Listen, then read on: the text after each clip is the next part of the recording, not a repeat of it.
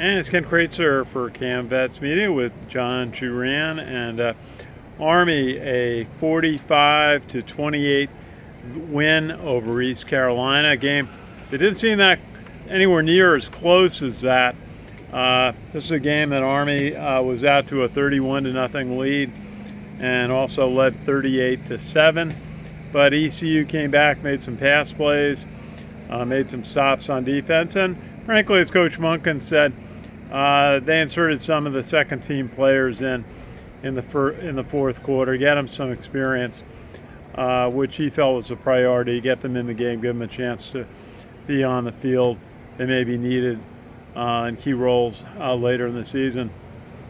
But John, a phenomenal day by Bryson Daly, 5 touchdowns, 170 yards rushing, threw a touchdown pass.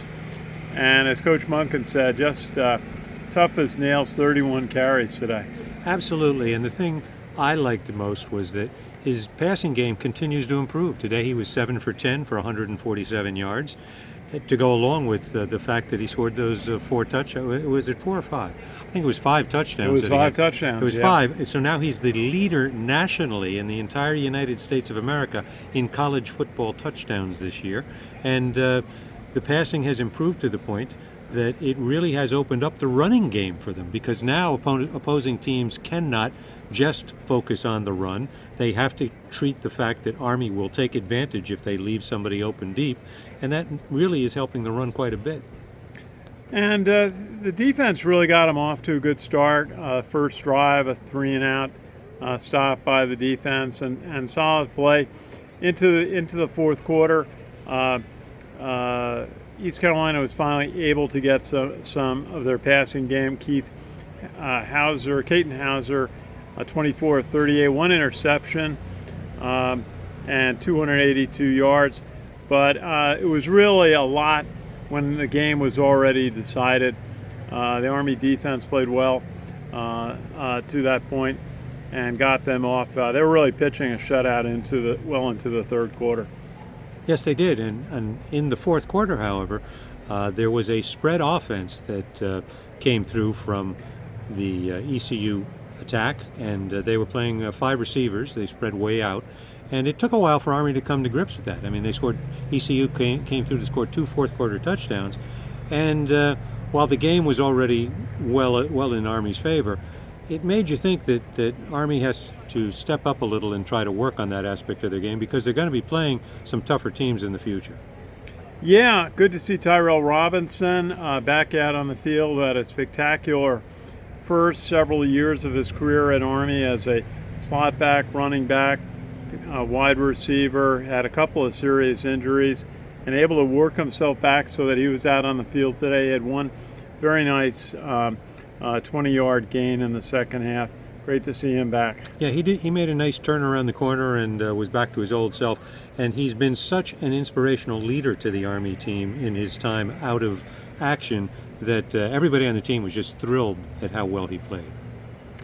And Bryson Daly, the Heisman talk will continue with a performance like this: 5 touchdowns, 171 yards rushing. I was a little concerned he ran it 31 times.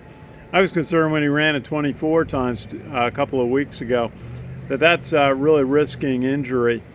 Kanye 19. Just 2 other ball carriers for Army: Tyrell Robinson, Jake Rendino, 1 carry each. And I think we'll talk a little bit with Cody Worley before Air Force about, he had talked about trying to spread the ball, distribute the ball out a little bit. They didn't do a lot of pitch play. They were doing a lot of shotgun and a lot of spread offense today. It looked a little bit like what they were trying last year. It did, and at the same time, we keep seeing more and more productivity come out of that offensive line. That offensive line, Coach Monken pointed out today that offensive line truly is the backbone of this entire offense. That line is making things happen, and again, they allowed for it today. I mean, the fact is that the Army led in terms of time of possession 37 minutes and 20 seconds today, which is above their standard of just over 34 and a half minutes, which has them ranked 3rd in the nation right now. So that's going to go up. And if they keep playing the way they have, they're going to be trouble for everybody they face, and that includes Air Force, Notre Dame, and Navy. And North Texas, who they will face week after Air Force. And I think Coach Monken is going to say every single day this week, they have a week off, so they're going to have 2 weeks to get set for Air Force. And it is a home game at Mikey Stadium. It's been a while since Air Force has been here in 2020. But just that Air Force went in undefeated to the Army game last year, 8-0. And Army just took it to them, pounded them, won by over 20 points. And their season fell apart from there, too. Yeah, so it's, consistency. And but as Coach Monken said, it's a rock'em sock'em game against Air Force or Navy. And it's sort of a conference within a conference, although Air Force is in the Mountain West. Army now has two things to shoot at. The American Conference Championship and getting into the championship game, even hosting they haven't lost a game. They're going to host it if they don't lose a game to one of the conference rivals they have left.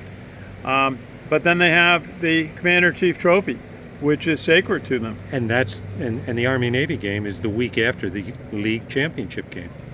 Which is a bit of a challenge. It could end up being a lot of football.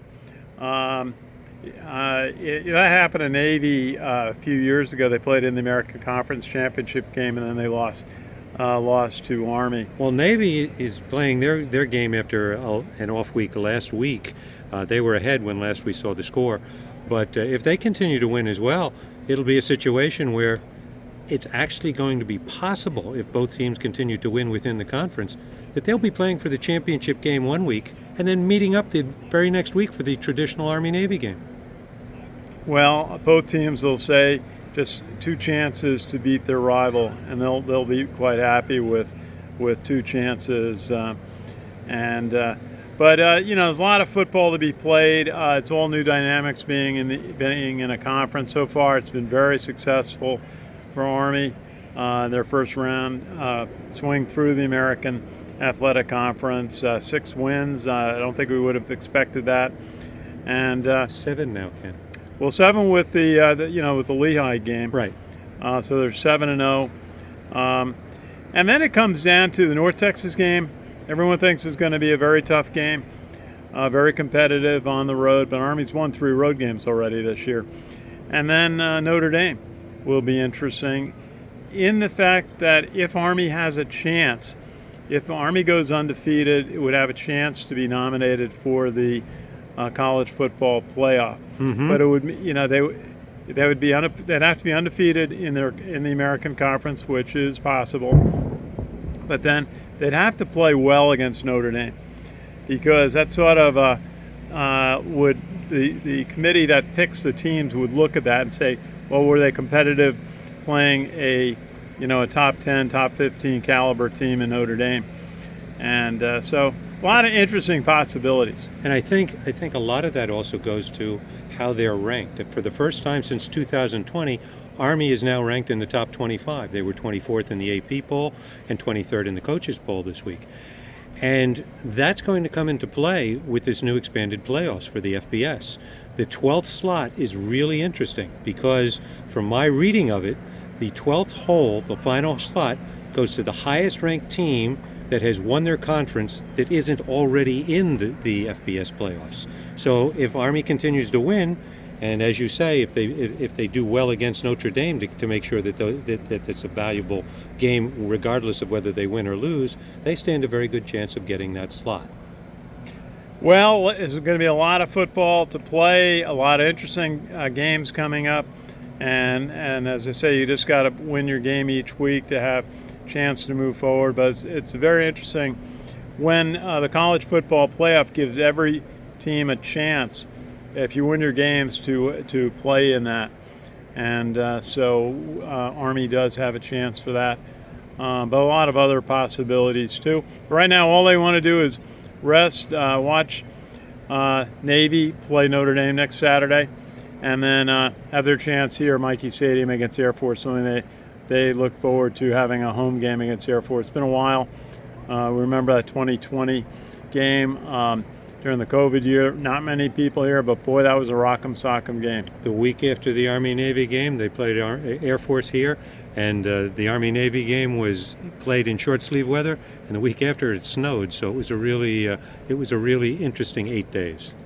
Yeah. Well, we had a beautiful day here at West Point. Sun is just dipping behind the mountain, and but a beautiful fall day here at West Point. We had a big crowd, and they all enjoyed it. So, John, thank you for your help. I look forward to your game story, and we'll have more during the week on Cam Vets Media. This is Ken Kraetzer.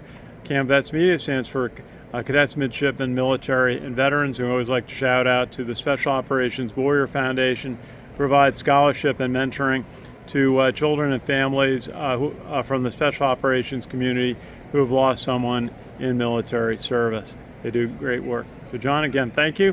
This is Ken Kraetzer for Cam Vets Media at West Point. Thanks for watching.